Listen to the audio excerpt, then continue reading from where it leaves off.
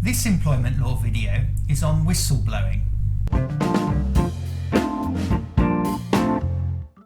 The law.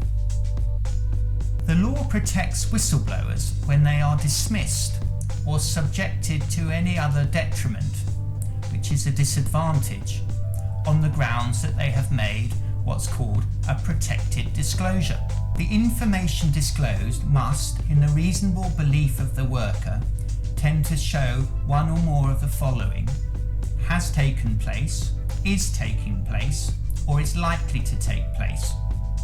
A criminal offence, a breach of a legal obligation, a miscarriage of justice, damage to the environment, danger to the health and safety of any individual, or the deliberate concealing of information in relation to any of these things. And the worker must reasonably believe that the disclosure is in the public interest. The relevant legislation encourages disclosures to be made to the employer, but disclosures to certain other parties can be made if more stringent conditions are met. In the case of activities regulated by the Financial Conduct Authority, this could include disclosures to the Financial Conduct Authority itself, guidance and code of practice.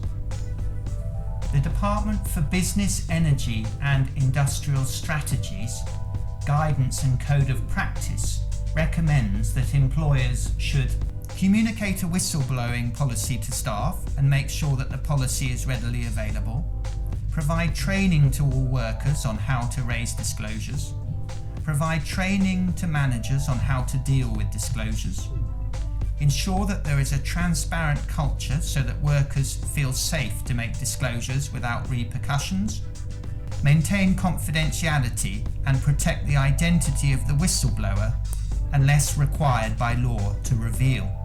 Bringing a claim. Workers who have been dismissed or suffered any other detriment because of reporting wrongdoing may bring a claim in the Employment Tribunal.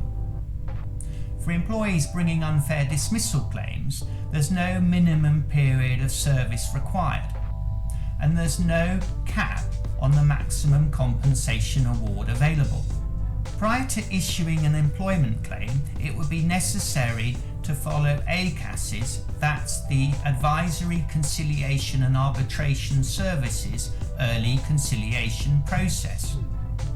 For unfair dismissal claims, a claim usually needs to be filed with the Employment Tribunal within 3 months, less a day from when the employment ends. And for other detriment claims, any claim usually needs to be filed within 3 months, less a day from when the act complained of was. And these time limits are subject to ACAS's rules for extending time. That's my video on whistleblowing. The usual caveat is that this video is for guidance only and should not be relied upon for specific advice. For more information, do visit my website. And if you're interested in receiving notifications on other employment law videos, do subscribe to my channel.